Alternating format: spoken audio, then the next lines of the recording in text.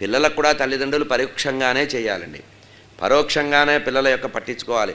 నేరుగా పట్టించుకుంటే అది అతి ప్రేమ ఎప్పుడు కూడా పిల్లల్ని పాడు చేస్తుంది. అంటే నేరుగా పిల్లలకి ప్రేమని వ్యక్తం చేయకూడదు. ఇది సనాతన కుటుంబంలో మన వైదిక సంస్కారంలో చెప్పబడింది. గురువు శిష్యుణ్ణి కానీ తండ్రి కొడుకుని కానీ, భారవి కథ కూడా మనకి చెప్తారు కదా, ఎంత విద్వాంసుడైనా కూడా కొడుకుని పొగడకపోవడం, ఎంత మేధావైనా కూడా నేరుగా శిష్యుడిని పొగట్టపోవడం. పిల్లల్ని కూడా అట్లాగే మనం అట్లా చేయం. ప్రోగ్రెస్ కార్డులో ఒక 2 మార్కులు పెరిగితే పెద్దగా ఒక 1000 రూపాయలు 10,000 ఖర్చు పెట్టి కేకులు కట్ చేసి నానా హంగామా చేస్తాం. చివరికి వాడు వచ్చేసిన 3 సంవత్సరాలు అయ్యేటప్పటికీ ఆ 3 మార్కులు కాస్త 13 మార్కులు తగ్గుతాడు. ఎందుకంటే ఈ భోగం అనేది ఉండటం వల్ల. ఆ తర్వాత పరీక్షలు వస్తున్నాయి, మమ్మీ ఏమి ఇస్తావు ఈసారి అని అడుగుతాడు. ఈసారి డిమాండ్ అట్నుంచి వస్తుంది. మనం హృదయం మొదలిస్తే డిమాండ్ అట్లా వస్తుంది. కనుక పిల్లల్ని క్రమశిక్షణగా పెంచితేనే వాళ్ళు జ్ఞానవంతులు అవుతారు. రేపు లోకమంతా గుర్తించి గౌరవించి మన కుటుంబాన్ని, మన గోత్రాన్ని, మన వంశాన్ని వాళ్ళు నిలపాలంటే మనం నిబద్ధంగా ఉండాలి. ఇక్కడ పరోక్షంగానే గురువుగారు శిష్యుణ్ణి అనుగ్రహిస్తున్నారు. ఇక ఎప్పుడూ కూడా అతని మనసులో ఒక మాట ఉండేదిట, విద్యాతురాణం నసుఖం నిద్ర. ఇది శాస్త్రవచనం, పెద్దవాళ్ళు చెప్పిన మాట. విద్య పట్ల ఎవరికైతే ఆసక్తి ఉంటుందో వాడు సుఖాన్ని కానీ నిద్రని కానీ వదిలిపెట్టాలి. సుఖం కావాలంటే విద్య వదిలిపెట్టాలి, విద్య కావాలంటే సుఖం వదిలిపెట్టాలి. కనుక వీరు తీసుకున్న మార్గం ఏంటి? విద్యాతురాణం నసుఖం నిద్ర. కనుక నిద్ర అనేది లేకుండా, సుఖం మీద మనసు పెట్టకుండా కేవలం విద్యాభ్యాసం మీదే ఉందట. అయితే విద్యార్థికి ఉండవలసింది కేవలం శ్రద్ధే కాకుండా గురుభక్తి కూడా కావాలి. ఇట్లా పరిపూర్ణమైనటువంటి గురుభక్తి కలిగినటువంటి శిష్యుడు బ్రహ్మచారి సర్వకాల సర్వావస్థల్లో ఆచార్య పురుషుడైనటువంటి ఆ జగద్గురువుల్నే భగవంతుడిగా నమ్ముతున్నారట. గురువుగారిలో ఉండేటువంటి ఉత్తమమైనటువంటి గుణాలు ఏవైతే ఉన్నాయో, జ్ఞానం ఏదైతే ఉందో ఆ జ్ఞానాన్ని తాను స్వీకరించాలి అనేటువంటి తహతహతో ఉన్నారట. గురువుగారు ఇంకా కొంచెంసేపు పాఠం ఎక్కువ చెప్తే బాగుండు, ఈరోజు నిన్నటి రోజున ఎన్ని విషయాలు చెప్పారు గురువుగారు, ఈరోజు ఇంకా ఎక్కువ విషయాలు చెప్తారని ఆ పొద్దున లేచిన తర్వాత తను చేసేటువంటి నిత్యకృత్యాల్లో గురువుగారు ఎప్పుడు పిలిచి పాఠం చెప్తారా అనేటువంటి తహతహ ఉండేదట. ఇట్లా ఉంటుండగా మహాసన్నిధానం వారు అభినవ విద్యాతీర్థ స్వామివారు ఈ బ్రహ్మచారిని కూర్చోబెట్టి ఒకరోజు ప్రత్యేకంగా ఒక మాట మాట్లాడారట. తన జీవితం మొత్తం ఇదే మాటని గుర్తుపెట్టుకొని అదే పరంపరగా ఈ రోజు వరకు కూడా అదే పద్ధతిలో ఉన్నారట గురువుగారు. బ్రహ్మ సాక్షాత్కారం పొందిన గురువు దయాసముద్రుడై ఉంటాడు.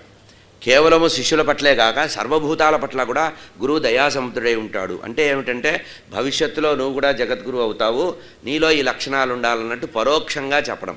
బ్రహ్మ సాక్షాత్కారం పొందిన వారే గురువు. ఎవరు పడితే వాళ్ళు గురువు. మన వాళ్ళు ఇవాళ రేపు స్నేహితులు కూడా అది కాదు గురువు, ఇది కాదు గురువు అంటున్నాం. మహాపాపం అది. గురు శబ్దాన్ని కేవలం జగద్గురువుల విషయం వాడాలి. ఇతర లౌకిక విద్యలు చెప్పిన వాళ్ళని ఉపాధ్యాయుడు అనాలి, లేదా ఇంగ్లీష్లో సార్ అని పిలవడం మంచిది. కానీ గురువు అనే పదం కేవలం జగద్గురువుకే వస్తుంది. బ్రహ్మ సాక్షాత్కారం పొందినటువంటి గురువు ఎవరైతే ఉన్నారో వారు పరమ దయా సముద్రుడు అనే విషయాన్ని గుర్తుపెట్టుకోను ఆయన. అయితే లౌకిక విషయాల పట్ల వారికి ఏమాత్రము అవగాహన ఉండడం కాదు, ఆసక్తి ఉండదు. అవగాహన ఉండొచ్చు కానీ ఆసక్తి ఉండదు. అయితే వారు స్వార్థ చింతన లేకుండా శిష్యుడికి సమగ్రమైనటువంటి జ్ఞానాన్ని ఇస్తారట. ఇది జగద్గురువులకి మామూలు సాధారణ గురువులకి తేడా. అంటే ఇచ్చేస్తే వాడు పెద్దవాడైపోతాడేమో అనే భావం జగద్గురువులకు ఉండదు. పరిపూర్ణమైనటువంటి హృదయ సమర్పణ చేసిన శిష్యుడికి పరిపూర్ణ జ్ఞాన ప్రసారం చేస్తారు. కనుక బ్రహ్మసాక్షాత్కారం పొందినటువంటి ఎవరైతే గురువు ఉన్నారో వారు పరమ దయా సముద్రుడు అనే విషయాన్ని గుర్తుపెట్టుకోవాలి నాయన. ఏ విధమైనటువంటి స్వార్థ చింతన లేకుండా శిష్యుల అభివృద్ధిని మాత్రమే కాంక్షించేవారే ఉత్తమ గురువు. శిష్యుల విషయంలో సద్గురువులకు తపన ఉంటుంది. అయితే ఈ తపనకి తల్లిదండ్రులకు కూడా తపన ఉంటుంది కదండి. మరి దానికి దీనికి తేడా ఏమనుకుంటావేమో. తల్లిదండ్రులకి పిల్లలు సుఖపడాలనేటువంటి తపన ఉంటుంది. మా పిల్లవాడు సుఖంగా ఉండాలి, ఆరోగ్యంగా ఉండాలి, అందరికంటే మంచి వస్త్రాలు ధరించాలి, చాలా ఎక్కువగా చదువు, ఇట్లా ఉంటుంది. కానీ ఇది లౌకికంగా ఉంటుందిట. అంటే పిల్లవాడికి పట్ల స్వార్థపరమైనటువంటిది ఉంటుంది. అంటే రేపు వీడి పెద్ద సంపాదించాలి, మనం ఉద్ధరించాలి, ఏదో డాలర్లు ఇవ్వాలి, ఇటువంటి కోరికలు, కామనలతో కూడినటువంటి ప్రేమ ఉంటుందట తల్లిదండ్రులకి. అంటే ఎంతసేపటికి భౌతిక సుఖాలకు సంబంధించిన కోరికలతోనే పిల్లల్ని ప్రేమించడం కానీ పిల్లలకి సదుపాయం చేయడం చేస్తారు. కానీ బ్రహ్మసాక్షాత్కారం పొందిన గురువుకి ఇట్లా ఉండదట. అత్యుత్తమైనటువంటి ప్రయోజనం ఏదైతే ఉందో ఆ జ్ఞానం ద్వారా ఈశ్వర దర్శనం చేయించగలిగేటువంటి సామర్థ్యం గురువుకు ఉంటుంది. అంటే భగవత్ సాక్షాత్కారం తాను పొందిన ఏదైతే బ్రహ్మ సాక్షాత్కారం ఉందో అది శిష్యుడికి కలిగిస్తారట. ఇది గురువుకి ఉన్న గొప్పతనం. గురువుకి తల్లిదండ్రులకు ఉండేటువంటి ప్రధానమైన తేడా ఏంటంటే బ్రహ్మ సాక్షాత్కారం పొందినటువంటి గురువు స్వార్థబుద్ధి లేకుండా ఉత్తమమైనటువంటి సంస్కారాన్ని విద్యార్థికి ఇచ్చి ఆ పరమ విద్య అంటేనే మాయని తొలగింపజేసుకోవడం, అజ్ఞానాన్ని తొలగింపజేసుకోవడమే విద్య యొక్క పరమార్థ. విద్య అంటే తెలుసుకోదగింది. ఏం తెలుసుకోదగింది? పరబ్రహ్మ గురించి తెలుసుకోగలిగింది. ఆ పరబ్రహ్మ గురించి తెలుసుకోదగిన ఏ విద్య అయితే ఉందో ఆ విద్యని శిష్యుడికి నేరుగా గురువు సర్వసమర్పణతో ఇచ్చేస్తారట. ఆ ఇచ్చినప్పుడు ఏ బ్రహ్మ సాక్షాత్కారం అయితే తాను పొందాడో అదే బ్రహ్మ సాక్షాత్కారాన్ని శిష్యుడికి కూడా వచ్చేటట్టు చేస్తారు నాయన. ఇది గురువు యొక్క పద్ధతి. కనుక అత్యుత్తమైనటువంటి ప్రయోజనం ఏదైతే ఉందో అది గురువుల ద్వారా పొందవలసిన శిష్యుడు తప్పకుండా అశ్రద్ధ చేయకుండా శ్రద్ధగా గురువుని సేవించాలి. ఇట్లా ఎప్పుడైతే బ్రహ్మచారి అయినటువంటి తంగిరాల సీతారామాంజనేయ శర్మ గారికి జగద్గురువులు చెప్పారో దీన్ని మంత్రంగా భావన చేశారట. అంటే గురువు ఉపదేశం. మామూలు పొడక్షరాలు చెప్పినా కూడా ఉపదేశమేనండి. దీన్ని మీరు చంద్రశేఖర భారతీ స్వామి వారి చరిత్రలో చదివితే అర్థమవుతుంది. ఎవరైనా వచ్చి గురువుగారు మాకు మంత్రోపదేశం చేయమని లౌకికులు వచ్చి అడిగితే వారు ఆ మంత్రోపదేశం ద్వారా ధరించలేరు, ఆ మంత్ర సాధన చేయలేరు అని భగవన్నామాన్ని చెప్పేవారట. భగవన్నామాన్ని చేస్తూ ఈ నామమే తీసుకో జపం చేయమనేవారట.